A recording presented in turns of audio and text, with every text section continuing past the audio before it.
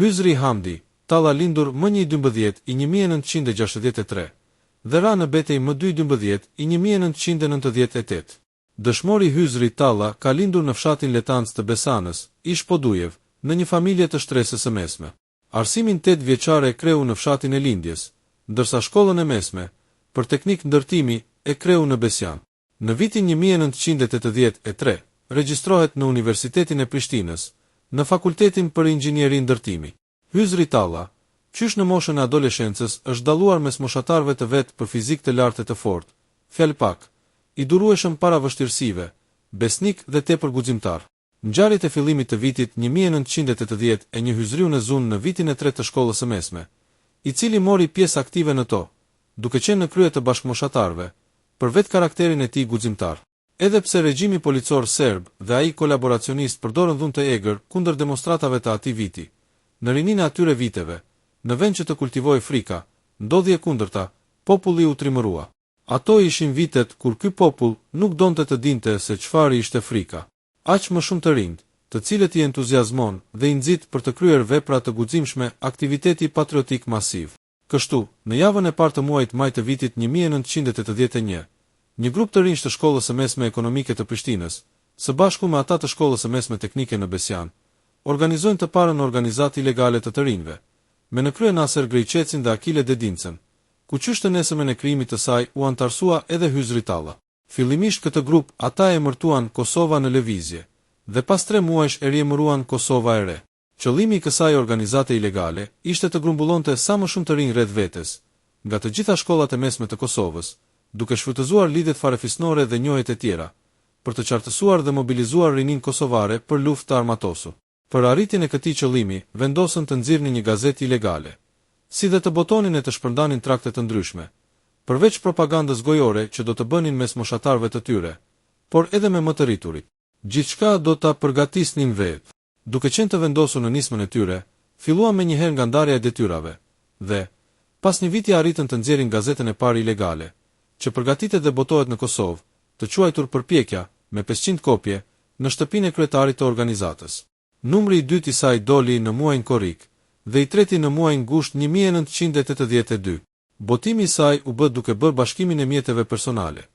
Naser Grejqeci siguroi makinën e shkrimit, po ashtu edhe Sali Konjusha në fshatin Hade. Matricat dhe letrën e dyllit i siguruan duke i blerë nëpër librari. Kështu u zëvendësua shaptilografi për shtypjen e gazetës. Kontributi i hyzriut në sigurimin e bazës materiale dhe sidomos në shpërndarjen e gazetës ishte i pallogaritshëm. Nxjerrja dhe shpërndarja e gazetës së parë, të rinjve u dha kurajo dhe besim në aftësitë e tyre. Kështu që u zgjerua organizata, duke ruajtur gjithmonë sistemin tresh të organizimit. Në këtë periudhë, ajo arriti të shtrihet pothuajse në të gjitha qytetet kryesore të Kosovës. Pra, është organizatë që vepron kryesisht në qytet, pavarësisht se një pjesë e tyre banonin në fshat. Përveç gazetës, organizata përpilon, shtyp, shaptilografon dhe shpërndan trakte të ndryshme. Shkruajnë gjatë natës me boj vaj parulla të ndryshme, në faqet e mureve të stacioneve policore, si dhe në vende të dukshme në qytete.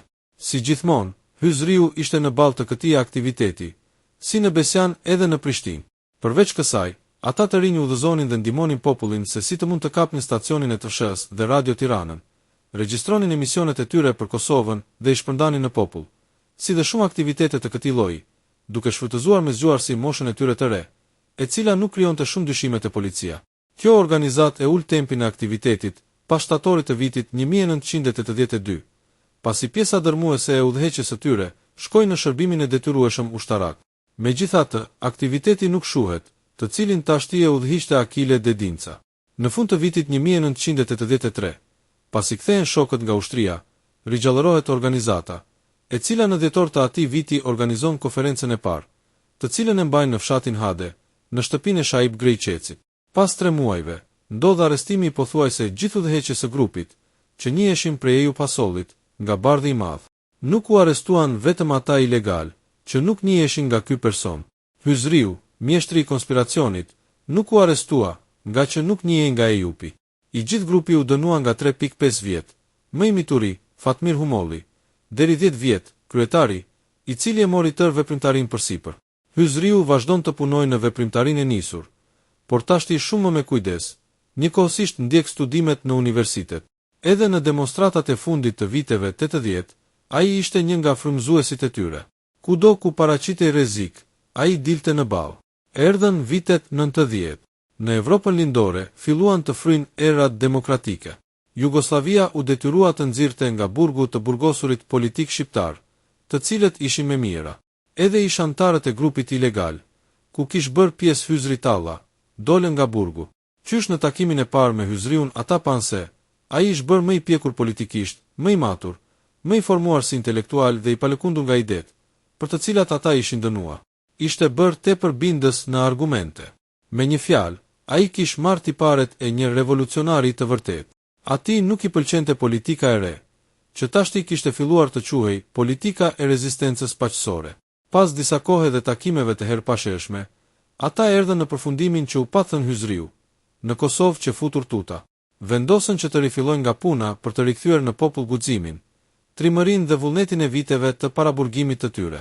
Nuk duhet haruar se gjetja e momentit për nxjerrjen e të dënuarve politik shqiptar prej burgut ish bërë studiuar mirë nga ana e Jugosllavisë. Ata u liruan, pasi në Kosovë kish filluar të merrte dimensione pacifizmi politik, duke i mbështjellë të gjithë intelektual, punëtorë fshatar, në organizimin politik që porsa ishte krijuar në Kosovë. Edhe shumica e ish të burgosurve politik u përfshin kush më herët e kush më vonë në atë organizim. Edhe simboli i rezistencës shqiptare, Adem Demaçi, në atë periudhë u bë propagandues si zjarti i atij organizimi pacifist, duke qenë i bindur se kishim të bënim me një lëvizje kombëtarisht të drejtë. Ata ishte burgosur, që e shihnin me dyshim politikën paqësore, shkonin për konsultimet e Adem Demaçi, duke i propozuar krijimin e një organizimi të ri politik me në krye atë, i ndryshëm nga ai i LTK-s.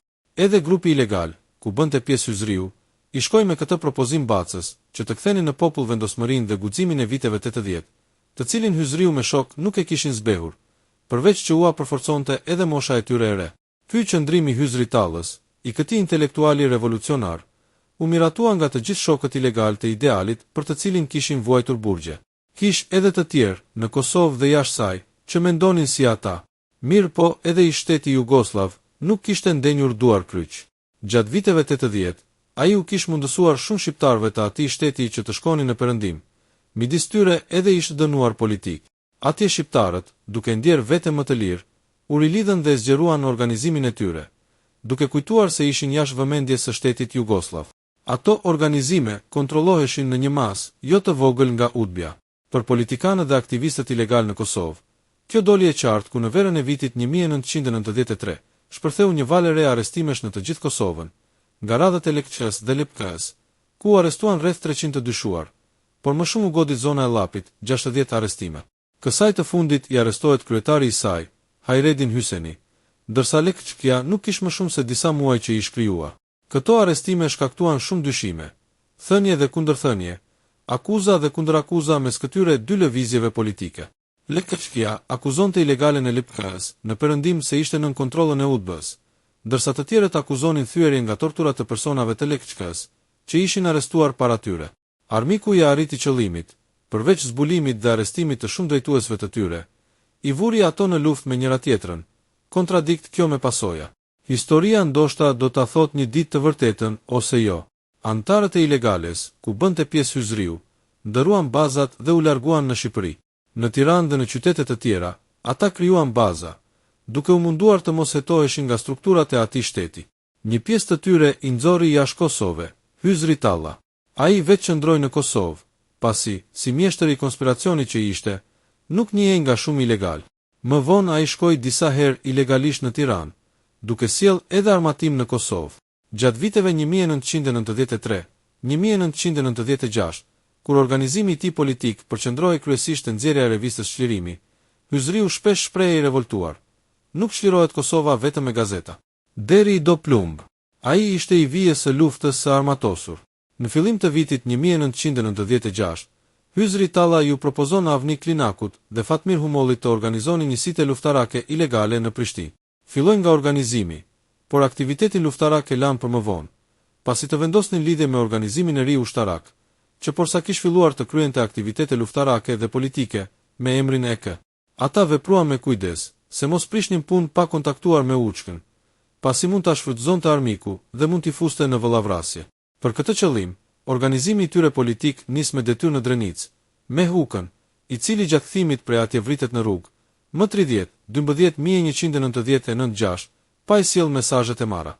Ndoshta armiku ka dashur që ta vinte në konflikt Uçk në Melikçke. Duhej ecur me kujdes, ndaj dhe aksionet ushtarake në qytet po vonoheshin. Kur vritet pas një muaji edhe Zahir Pajaziti, atëherë Hyzriu u thot shokëve: "Nuk kemi çpresim më, duhet të godasim." U vra Agron Rahmani. Këtu fillon hedhja në sulm me armë e Hyzri Tallës. Ai, përveç organizimit të dërgimit për stërvitje në qendrën stërvitore të Qyqevicës, e cila ish krijuar në muajin mars 1998, pas takimit të Hyzrit Tallës, si përfaqësues I forcës së tij politike me përfaqësuesin e Uçkës, Muharrem Mustafën, në shtator të vitit 1997, I cili atëherë ishte komandanti shtabit rajonal për Prishtinë, dhe kthimit prej saj të atyre që ishin parashikuar të luftonin në qytetin e Prishtinës, grumbullonte vullnetar për luftë nga Prishtina dhe I çonte në zonën e Llapit. Dhe në Qyqevicë, mali I Qyqes, kur forcat e Uçkës luftonin për mbajtjen e Bardhit të Madh dhe të Hadës, Hyzri Talla, me një grup shokësh të rajonit të Prishtinës, shkon dhe lufton atje, deri në mbarimin e atyre luftimeve. Atje ai plagoset për herë të parë, por lehtë. Prej luftës në Hade, në qershor 1998, ai shkon në Bajgor, për organizimin dhe shtrirjen e luftës edhe në zonën e Llapit. Me krijimin e komandës dhe të shtabit ushtarak të asaj zone, Hyzri Talla emërohet zëvendëshef për zbulim dhe kundërzbulim për zonën e 5 operative të Uçkës, të cilën do ta kryente më së miri. Pasi puna gati 15 vjeçare në ilegalitet të thellë dhe në qytetin e Prishtinës, ja mundsonte të siguronte informacione të nevojshme dhe të parandalonte depërtimin e agjentëve në radhët luftarake të zonës. Ai ishte barikad e padepërtueshme në këtë drejtim. Armiku e kishte shumë të vështirë të infiltronte në atë zonë, po që se në shërbimin informativ të saj punonte Hyzri Talla. Megjithatë, edhe pse detyra e tij ishte një specifike të veçantë, ai luftonte edhe si ushtar I thjesht, në vijën e parë të frontit, si PSH. Në luftimet e Kaçandollit, më 15 shtator 1998, aty I takohet trupi me plumbat për herë të dytë. Ai lëvizte sa në Prishtinë, sa në Drenicë në Pashtrik, gjithmonë në krye të detyrës, duke shumuar me luftëtar radhët e luftës për liri. Armiku e kishte mësuar aktivitetin e tij të fundit, por nuk e njihte si fytyrë. Edhe ai rast nuk I mungoi. Kur forcat e Uçkës të zonës së Llapit kapin rob një agent të shërbimit informativ serb, gjatë periudhës së ampushimit të njanshëm, lëvizën institucionet ndërkombëtare në Prishtinë për dorëzimin e tij. Dhe kur përfaqësuesi politik I Uçkës, Adem Demaçi, dha urdhër ta dorëzonin për t'i treguar botës se ne dim t'i trajtojmë robërit e luftës konform ligjeve ndërkombëtare të luftës, Hyzri Talla e dorëzon atë pa përdorur maskë, sikundër vepruan të tjerë.